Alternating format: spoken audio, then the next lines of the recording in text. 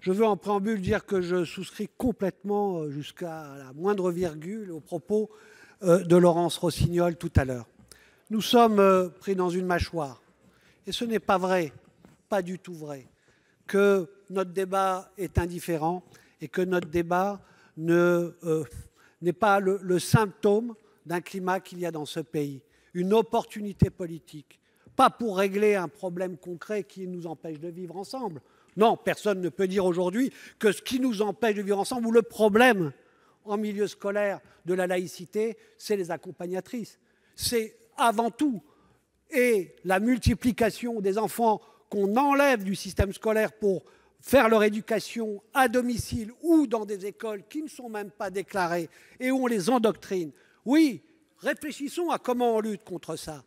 Et puis, je veux le dire, vraiment, dans ce pays, il y a une montée du racisme anti-musulman, oui ou non? Est-ce que je suis le seul? Est-ce que nous sommes les seuls à le voir? Non, non.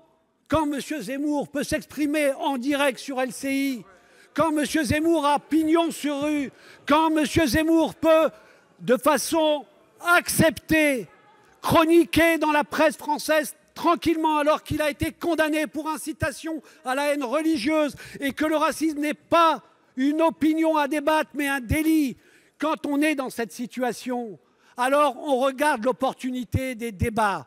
Et je suis intransigeant dans la lutte contre l'islamisme politique. Je répète aujourd'hui, à quelques jours de l'anniversaire, que je reste Charlie et que ceux qui ont été tués à ce moment-là étaient mes amis.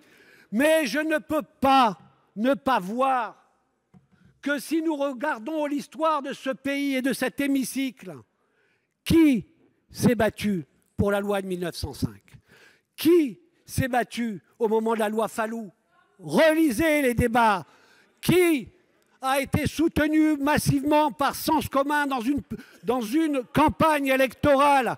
Qui a mobilisé les églises et tout le réseau privé catholique pour aller contre le mariage homosexuel, contre la loi sur l'avortement? Qui? Alors je vous le dis très tranquillement, dans un débat comme celui-là, il faut de conclure. La sincérité, ou sinon on trouble les lignes. Il faut conclure. Je vois que les grands laïcs tolérants montrent la leur parole visage. est à